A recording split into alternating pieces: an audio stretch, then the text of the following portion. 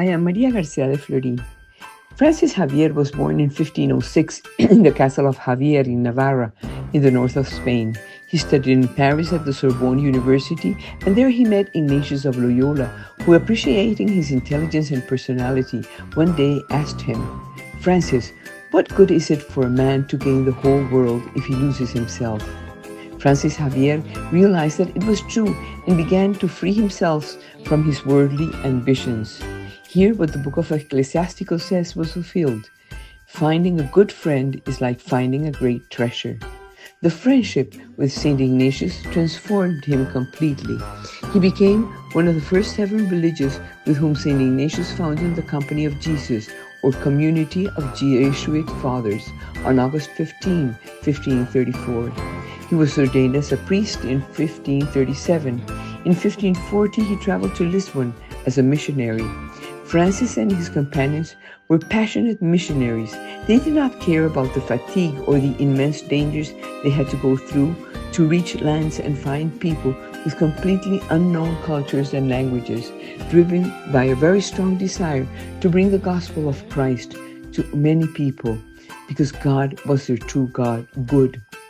The day he turned 35, the expedition to the East Indies began. He arrived in Mozambique, where he helped in the hospital and defended black people because of the mistreatment they gave him. Then he sailed for 13 months, and meanwhile, he served the sick and needy until he landed in Goa, where he began a titanic odyssey of islands, languages, preaching, and service. In the Moluccas, the furthest island of the Indonesian archipelago, he worked for 2 years, founding several Christian communities. He put the catechism into verses in the local language and taught how to sing it. He met a Japanese man who told him about the distant country where no missionary had gone before.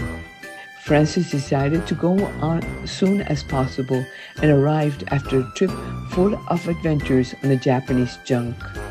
He was the first missionary to arrive in Japan. In Yamaguchi, he obtained from the prince the guarantee of respect for converts to Christianity. Thus, together with his 2 companions, he began an intense work of preaching. Many of the converts were samurai. This brought him strong opposition from local religious groups, and yet, even today, phrases as, "For the first time, I felt loved. I want to be a child of God. I feel happy to be alive and to be part of the church." All these phrases resonate still in Japan. The Japanese joined Christianity despite opposition. In Japan, Francis understood that the decisive country for the mission was China. His plan to get there failed because, exhausted and worn out, he died on December 3rd, 1522, on the small island of Sanxiang, waiting in vain to land on the mainland. He died in complete abandonment. Only a Chinese man next to him watched over him. Francis Xavier was 46 years old. He was named patron of the missions. His intense activity was always linked to prayer, union with God, mystical and contemplative. The love of Christ was the force that took him to the furthest reaches, with continuous fatigues and dangers, overcoming failures, disappointments, and discouragement.